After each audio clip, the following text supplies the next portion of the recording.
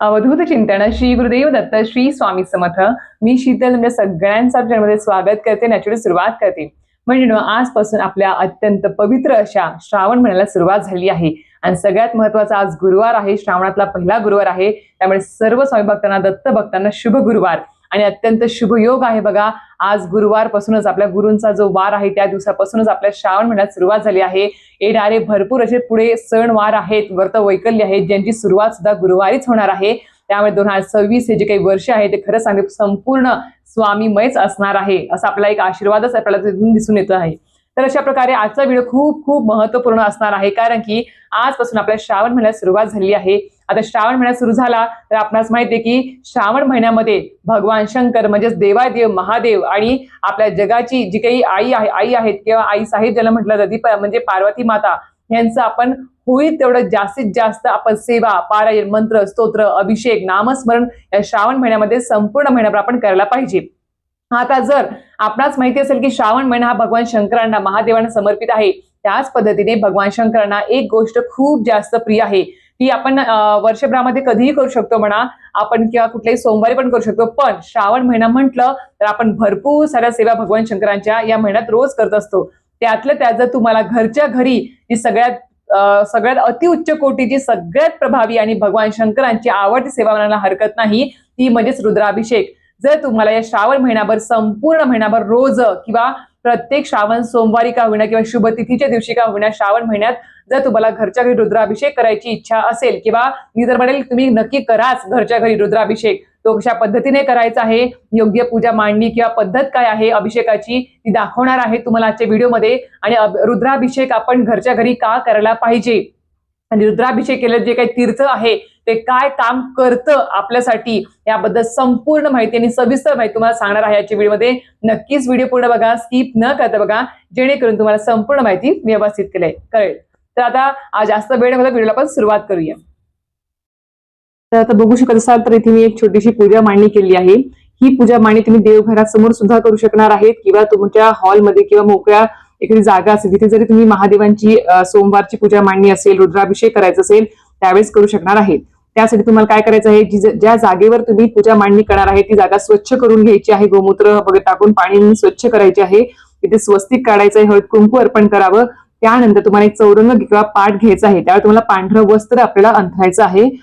एखादं छोटासा रुमाल घ्या किंवा एखादं कापड घ्या, जे शुभ्र वस्त्र असं पांढरं, ते घेतल्यानंतर तुम्हाला इथे तुपाचा दिवा किंवा तेलाचा दिवा तुम्हाला इथे प्रज्वलित करून घ्यायचा आहे.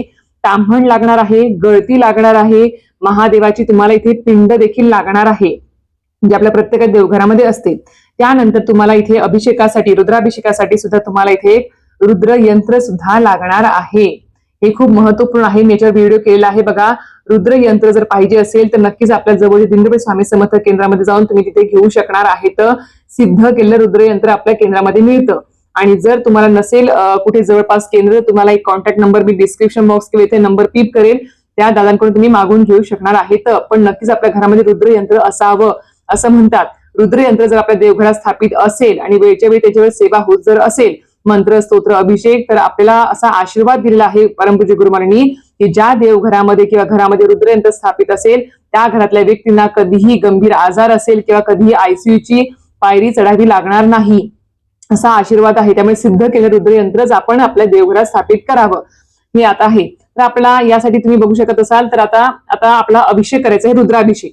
तर रुद्राभिषेक करताना सर्वप्रथम काय करायचं, आपला आता आपण देवपूजा घरातली करून घेणार. ज्या दिवशी रुद्राभिषेक करते, देवपूजा झाल्यानंतर देवपूजा करतानाच काय करायचं, आपल्या देवघरात जी काही महादेवाची पिंड आहे त्याच्यावर तुम्ही जर पंचामृताने अभिषेक, पंचामृताने तुम्ही अभिषेक करू शकता, ते करून घ्यायचं. पण रुद्राभिषेक करताना फक्त आणि फक्त प्यायच्या पाण्याचाच आपल्याला वापर करायचा आहे. कारण की रुद्राभिषेक करताना भरपूर सारे मंत्रसूत्र पठण करावे लागतात. त्यासाठी आपल्याला प्यायचं पाणी आपलं एक छान असं तांब्या असं ते भरून घ्यायचं आहे आणि तेवढं आपल्याला पाणी लागणार आहे. त्यामुळे प्यायच्या, आणि जे तुमची इच्छा असेल की नाही मला महादेवाच्या पिंडीवरती पंचामृताने, दुधाने, दह्याने आपल्याला अभिषेक करायचा आहे, तर तुम्ही नक्कीच आपण देवपूजा करताना ज्यावेळेस स्नान घालतो देवी देवतांना, त्याच पद्धतीने आपण महादेवाच्या पिंडीला सुद्धा आपण त्यावेळेस 5 पळ्या पाणी आणि 5 पळ्या पंचामृताचे परत 5 पळ्या शुद्ध पाण्याने आपण स्नान घालावं. ओम नमः शिवाय, ओम नमः शिवाय म्हणून. ते त्यानंतर रुद्रयंत्रावरती पण तसंच करायचं. पण ते झाल्यानंतर आता रुद्राभिषेक करायचा. रुद्राभिषेक करताना काय करायचं, महादेवाची पिंड किंवा इथे ठेवायची, आणि ह्याच्यावर ठेवून तुम्ही रुद्राभिषेक करायचा. आता महादेवाची पिंड जी आपल्या देवघरात स्थापित करतो किंवा आपण समजा आता वेगळ्या ठिकाणी पूजा मांडणी करणार आहोत, तर काय करायचं, ही जी गळती असते ना महादेवाच्या पिंडीची गळती, ती उत्तर दिशेला येईल याच पद्धतीने आपला ती ताम्हणात ठेवायची असते किंवा रुद्राभिषेक करायचा असतो. उत्तर दिशेला ही गळती आली पाहिजे याची काळजी घ्यावी. त्यानंतर याच्यावर आपल्याला अशी ही गळती ठेवायची असते, जी थेंब थेंब तिच्यावर पाणी गळत राहणार आपण ज्यावेळेस मंत्रसूत्र पठण करणार. आता हे आहे, जर तुमच्याकडे 2 गळती असेल तर 2 गळती घ्या. एक दुसऱ्या ताम्हणामध्ये इकडे एक छोटंसं ताम्हण घ्या, इकडे एक ताम्हण घ्या, त्यामध्ये 2 गळती ठेवा वेगवेगळ्या, आणि त्याच्या खाली एका खाली महादेवाची पिंड, एका खाली रुद्रयंत्र ठेवलं तरी चालणार आहे. मोठं ताम्हण घेऊन त्याच्यामध्ये जरी 2 गळती ठेवून दोन्हीवर अभिषेक चालू असेल तरी सुद्धा चालणार आहे, अतिउत्तम. जर नसेल तुमच्याकडे एकच गळती आहे तर अशा प्रकारे तुम्ही महादेवाची पिंडीवरती गळती ठेवावी आणि समोर रुद्रयंत्र ठेवायचं, आणि त्याच्यावर तुम्ही रुद्रयंत्रावर इथे थेंब थेंब पाणी गळेल आणि इथे रुद्रयंत्रावर तुम्ही असं पळी पळी पाणी तुम्हाला अर्पण करायचं आहे. तुम्हाला फक्त 1 मिनिट मी दाखवते. आता सर्वप्रथम बघा, इथे महादेवाच्या पिंडीवर आता आपला पाणी आता अभिषेक चालू करायचं, तर काय करायचं, तर आपल्याला इथे असं पाणी भरून घ्यायचं. तर इथे थेंब थेंब पाणी गळते बघा महादेवाच्या पिंडीवरती. ओके, आणि हे झाल्यानंतर आता आपला महामृत्युंजय आपलं हे रुद्रयंत्र जे आहे त्याच्यावर सुद्धा अभिषेक चालू ठेवायचा आहे. तर त्यावेळेस आपल्याला काय करायचं, असं पळीभर पाणी घ्यायचं आणि आपल्याला इथे सुद्धा अर्पण करायचं आहे. जमलं सर दोघांनी करा, घरामध्ये 2 जण जर असेल कोणी तर एकाने मंत्रसूत्र पठण करा, एकाने अभिषेकाकडे लक्ष द्या, म्हणजे पाण्याकडे सुद्धा लक्ष असलं पाहिजे. जमत असेल तर सावकाशपणे वेळात वेळ काढून दिवसभरामध्ये कधीही तुम्ही रुद्राभिषेक करू शकता. असं नाही की सकाळीच पाहिजे, रात्रीच पाहिजे, संध्याकाळीच पाहिजे, असं काही नियम नाही. तुम्हाला ज्या वेळेस असा मोकळा वेळ आहे की मला कोणी उठवणार नाही, मी शांतपणे रुद्राभिषेक करू शकते, त्या टायमिंगला तुम्ही रुद्राभिषेक करावा. ह्या गोष्टी तुम्ही लक्षात ठेवा. आता इथे थेंब थेंब पाणी गळत आहे बघा इथे, आणि इथे आपल्याला रुद्राभिषेक करायचा आहे. आता सर्वप्रथम आता तुम्हाला सांगितल्याप्रमाणे श्रावण महिना हा भगवान शिवाच्या पूजेला सर्वश्रेष्ठ मानला जातो, म्हणून या महिन्याच्या प्रत्येक सोमवारी शिवमूठ देखील वाहिली जाते. महिनाभर आपल्या श्रावण महिन्याभर संपूर्ण रोज असेल रुद्राभिषेक केले जातात. नंतर मंत्रसूत्र पठण करणे असेल, होम हवन असेल, उपवास व्रत केले जातात. त्यात निराहार व्रत आहे, एकान्न व्रत आहे, नक्त व्रत आहे, मौन व्रत आहे, कर्पूर होम आहे, दान धर्म सतसंकल्प केले जातात. म्हणून सांगते की बा श्रावण महिना हा भगवान शंकरांच्या महादेवांच्या सेवेसाठी खूप महत्वपूर्ण आहे. आता रुद्राभिषेक करताना आपल्याला कुठले मंत्र स्तोत्र पठण करत आपल्याला रुद्राभिषेक करायचा आहे ते तुम्हाला आता मी सांगते. आता रुद्राभिषेक आपल्या परमपूज्य गुरुमाऊलींच्या आदेशानुसार रुद्राभिषेक करताना आपल्याला याच्यावरती सर्वप्रथम स्वामी स्तवन, जी आपल्या स्वामींची प्रार्थना आहे ती हात जोडून पठण करायची आहे. त्यानंतर श्री स्वामी समर्थ 1 माळ जप करायचा आहे. गणपती अथर्व शीर्षमचं 1 वेळेस पठण करायचं आहे आणि फलश्रुती सहित करावं. त्यानंतर रामरक्षा पूर्ण वाचायची आहे हात जोडून आपल्याला फलश्रुती सकट. नंतर गायत्री मंत्र 24 वेळा, रुद्र गायत्री मंत्र 11 वेळा, महामृत्युंजय मंत्र 11 वेळा, त्यानंतर आपल्याला पंचप्रणव महामृत्युंजय मंत्र 5 वेळा पठण करायचं आहे. संजीवनी मंत्र 11 वेळेस पठण करायचं आहे. अमृत संजीवनी मंत्र 3 वेळेस पठण करायचं आहे. शिवमहिम्न मराठी किंवा संस्कृत मध्ये तुम्ही 1 वेळेस पठण करावा. रुद्र आहे जे मराठीमध्ये आणि संस्कृतमध्ये सुद्धा आहे आपल्या नित्यसेवेच्या पोथीमध्ये, ते तुम्हाला 1 वेळेस पठण करायचं आहे. शिवकवच आहे 1 वेळेस पठण करावं. श्री सूक्तम 1 वेळेस पठण करायचं फलश्रुती सहित. पुरुष सूक्तम सुद्धा पठण करायचं आहे आपल्याला. त्यानंतर महामृत्युंजय कवच पठण करायचं आहे. दीर्घादायू महामृत्युंजय स्तुती सुद्धा पठण करायची आहे. श्री कालभैरवाष्टक स्तोत्रमचं 1 वेळेस पठण करायचं आहे. त्यानंतर आपल्याला आता काय करायचं, हे सगळे मंत्रसूत्र पठण केल्यानंतर आता आपला समजा हे पूर्ण ताम्हण भरून जाणार अभिषेकाने. अभिषेका पूर्ण ताम्हण भरल्यानंतर आपण काय करायचं, ही गळती हळूच आपण इथून उचलून घ्यायची. गळती उचलून घेतल्यानंतर आपण काय करायचं, आता ह्याची जी काही महादेवाची पिंड आहे ती सुद्धा आपण हळूच अलगद अशी उचलून घ्यायची बाजूला आणि स्वच्छ पुसून ठेवायची, बाजूलाच ठेवायची. रुद्रयंत्र सुद्धा पुसून स्वच्छ करून बाजूला ठेवायचं. आता हे ताम्हण जे आहे ते पूर्ण पाण्याने भरून जाणार. अभिषेक मंत्र स्तोत्र पठण करत असताना त्यातलं हे जे काही तीर्थ असतं ते आपण एका वेगळ्या तांब्यामध्ये किंवा कुठल्या तरी आपल्या भांड्यामध्ये पूर्णपणे काढून घ्यायचं आहे, जे खूप महत्वपूर्ण आहे. ते रुद्राभिषेकाचं तीर्थ जे का महत्वाचं आहे आणि काय काम करतं ते तुम्हाला समोर सांगते. तर हे बाजूला काढून घ्यायचं आहे आणि बाजूला काढून घेतल्यानंतर आपल्याला ताम्हण स्वच्छ पुसून घ्यायचं. त्यानंतर परत इथे ठेवायचं आणि त्याच्यावरती आपलं काय करायचं, तर मग परत महादेवाची पिंड जी आपण पुसून ठेवलेली आहे तिथे ठेवायची. रुद्रयंत्र सुद्धा त्याच्या समोरच ठेवायचं आहे आपल्याला. आणि त्यानंतर आपल्याला काय करायचं आहे, आपणास माहिती की आपल्याला महादेवांना हे भस्म खूप प्रिय आहे. त्यामुळे आपल्याला जे भस्म जे असतं ते आपल्याला 3 बोटांनी लावायचं आहे. आणि हे पंचोपचार पूजा करत असताना ओम नमः शिवाय, ओम नमः शिवाय म्हणून आपल्याला आपल्याला पठण करा, नामस्मरण करत राहायचं आहे. ओम नमः शिवाय, ओम नमः शिवाय, ओम नमः शिवाय, ओम नमः शिवाय, ओम नमः शिवाय असं आपल्याला लावून घ्यायचं आहे. 3 बोट आणि साईडनी सुद्धा लावून घ्यायचं आहे. त्यानंतर उरलेले जे असतं 3 बोट ते आपल्याला कपाळी आपण ओढून घ्यायचं आहे.